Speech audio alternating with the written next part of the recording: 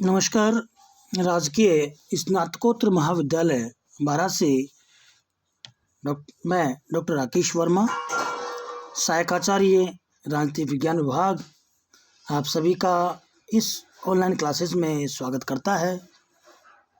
प्यारे बच्चों, बीए प्रथम वर्ष बीए फर्स्ट ईयर का द्वितीय प्रश्न पत्र, प्रतिनिधि भारतीय राजनीतिक विचारक, इस पुस्तक का हम अध्ययन कर रहे हैं।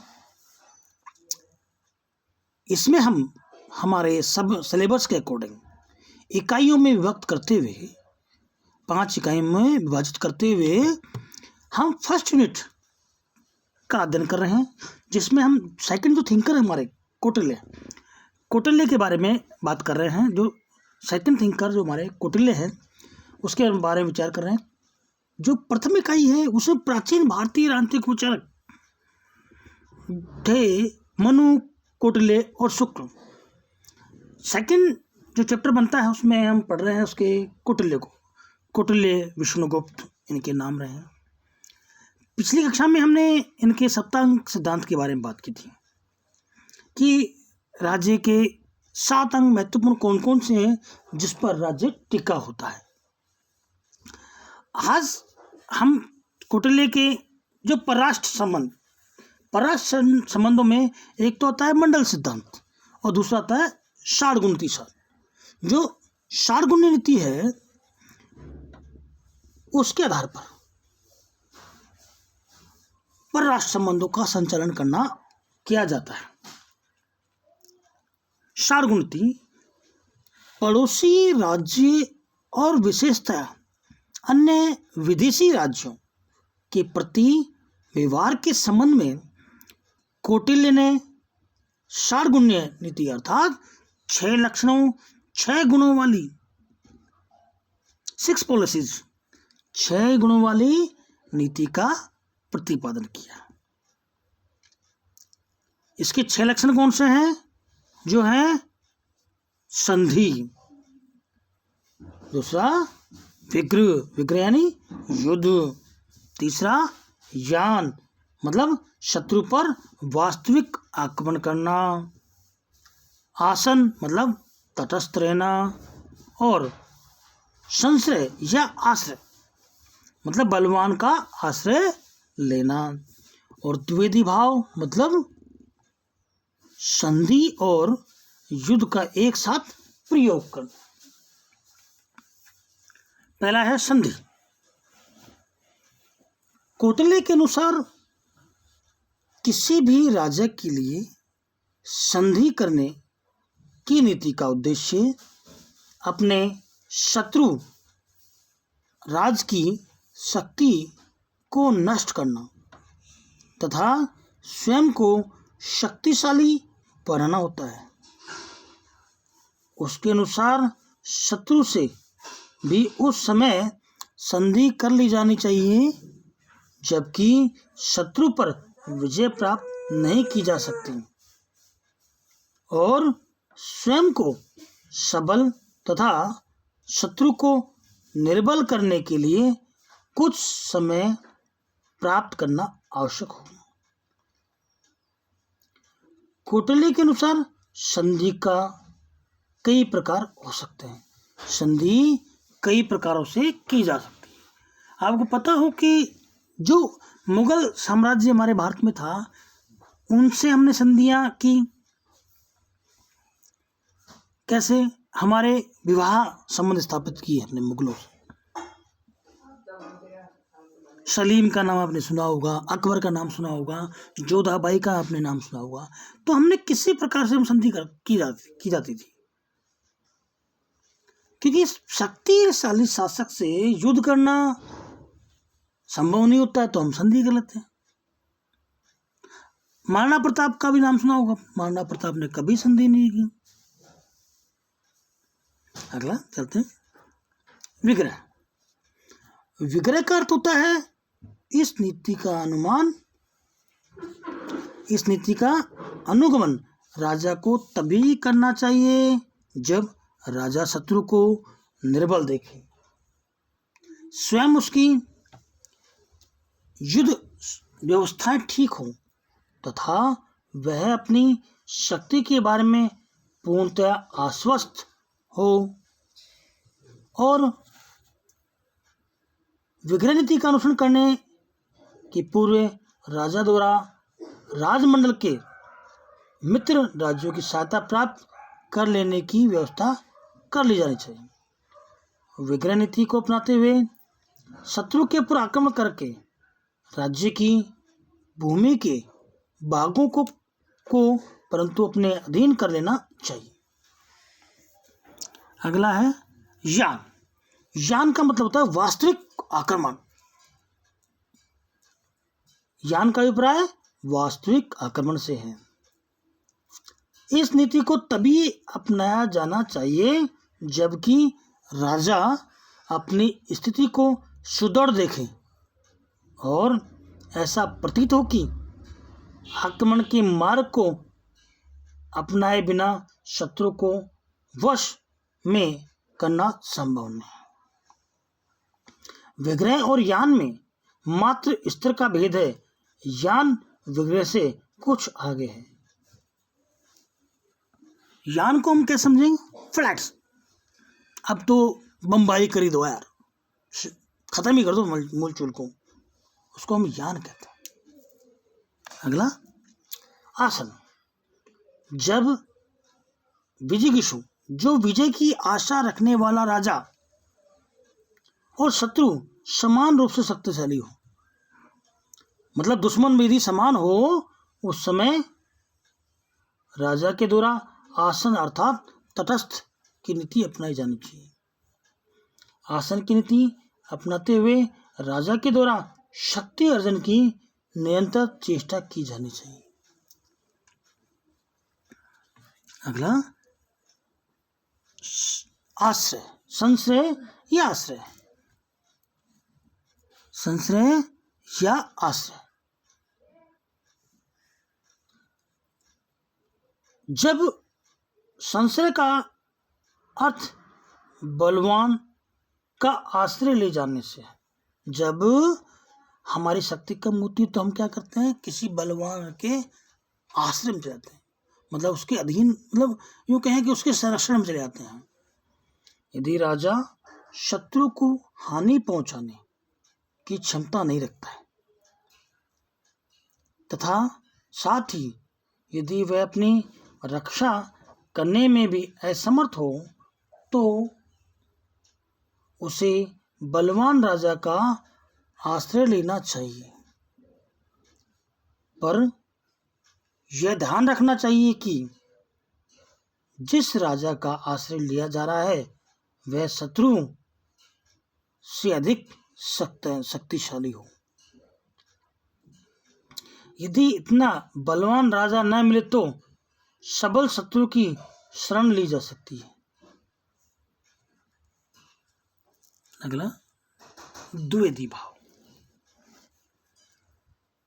द्विवेदी भाव की नीति से कौटिल्य का से एक राज्य के प्रति संधि और दूसरे राज्य के प्रति विग्रह की नीति को अपनाने से है।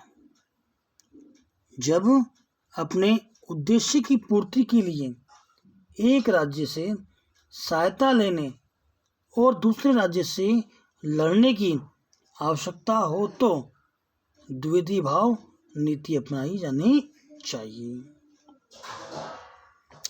कौटिल्य की विचारधारा का मूल यह है कि विशेष परिस्थितियों में जो नीति उपयुक्त हो वह अपनाई जानी चाहिए। कौटिल्य की राज्य विषयक अन्य विचारधाराओं की बातें वैदेशिक संबंधों के विषय में ये विचार यथार्थ तथा वास्तविक है, न कि कोई कल्पना या स्वप्न की कल्पना है।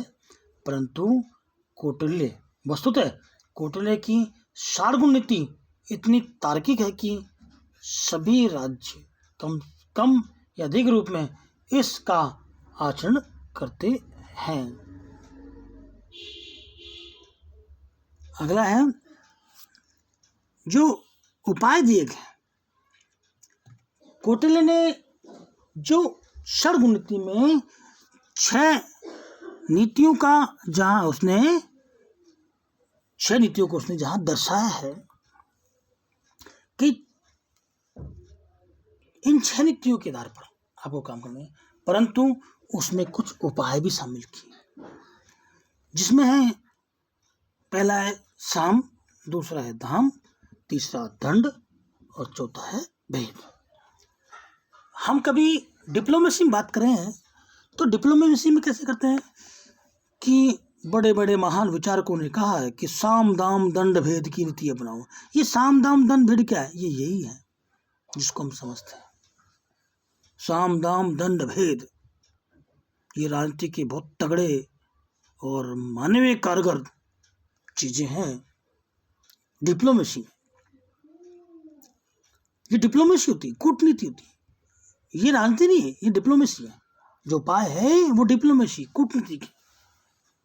कूटनीति स्थापित करने के लिए इन डिप्लोमेसी के यंत्रों को भी उपयोग करना पड़ता है। वैदेशिक नीति के सफल संचालन हेतु कौटिल्य ने साम, दाम, दंड और भेद इस प्रकार के 4 उपायों का वर्णन किया।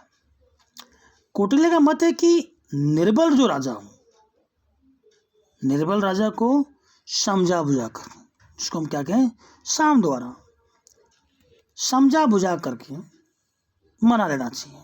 जो अपने से कम शक्तिशाली हो, समझा बुझाकर प्यार से उसको मना लेना चाहिए, और काम कर दे, उसे कुछ धन संपदा या पैसे कौड़ी दे दा करके, पैसे टके दे दा करके उसको अपने अनुकूल कर लेना चाहिए। पहले समझाओ, नहीं समझे तो पैसे से दे दो, मान जाए। और यदि फिर भी नहीं माने तो फिर भेद, यदि वो नहीं माने तो उनको क्या करना चाहिए, दंड, मतलब उसको पर आक्रमण कर दो, उसकी मार पिटाई कर दो। और फिर आता है, यदि हम वो नहीं कर पाते हैं तो भेद करते फूट डालना। कौटिल्य का विचार है कि सबल शत्रु द्वारा उसके विरुद्ध युद्ध में विजय नहीं प्राप्त की जा सकती हो कि प्रति भेद की नीति अपनाना चाहिए। इसका तात्पर्य है कि सबल राजा को, जो ताकतवर राजा है, उसको उसके अन्य मित्र राज्यों में मतभेद की स्थिति उत्पन्न की जानी चाहिए। संबंधित राजा और उसके द्वारा अन्य प्रकृतियों, अमात्य, प्रजाजन आदि के बीच मतभेद की स्थिति उत्पन्न कर देनी चाहिए, जिससे सबल शत्रु राजा और उसका राज्य निर्बल हो जाए। भेद उत्पन्न करने का कार्य दूत और गुप्तचरों के माध्यम से किया जाना चाहिए। दंड का अर्थ है युद्ध, और कौटिल्य का विचार है कि दंड के उपाय का अनुसरण तभी किया जाना चाहिए जबकि अन्य 3 उपाय साम, दाम और भेद सार्थक सिद्ध न हो। दंड के उपाय को अंत में ही अपनाने का सुझाव इसलिए दिया गया है कि इस उपाय को अपनाने में स्वयं राजा को क्षति उठानी पड़ सकती है। राजा कौटिल्य ने इसके साथ ही दूत व्यवस्था, कौटिल्य ने इसके साथ ही दूत व्यवस्था को महत्व माना है। कौटिल्य ने न केवल युद्धकालीन विदेशी संबंधों का, शक्तिशाली संबंधों का भी विवेचन किया। इस संबंध में उसने दूत भेजने तथा गुप्तचर व्यवस्था को अपनाने का सुझाव दिया है। कौटिल्य के अनुसार विभिन्न राज्यों में गुप्तचर भेजकर उन राज्यों की स्थिति तथा नीति का ज्ञान प्राप्त करने और उन्हें अपने अनुकूल करने या बनाए रखने का प्रयत्न करना चाहिए। ये गुप्तचर व्यापारी, शिक्षक, भिक्षुक, धर्म प्रचारक आदि के रूप में हो सकते हैं।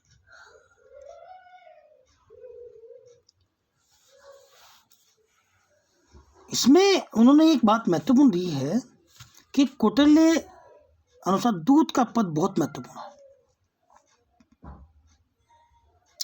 और अधिकाधिक गुण संपन्न व्यक्ति को ही इस पद पर नियुक्त किया जाना चाहिए। दूत को चतुर, कूटनीतिज्ञ, कुशल वक्ता, साहसी और निर्भीक होना चाहिए। उससे मद और स्त्री आदि बुरी आदतों से मुक्त होना चाहिए, क्योंकि उसका ऐसा आचरण भेद खोलने की दुर्बलता ला सकता है। प्राचीन भारत में यह सुव्यवस्थित परंपरा थी कि दूत को किसी भी स्थिति में प्राणदंड नहीं दिया जाना चाहिए। कौटिल्य भी इस परंपरा को मान्यता प्रदान करते हैं।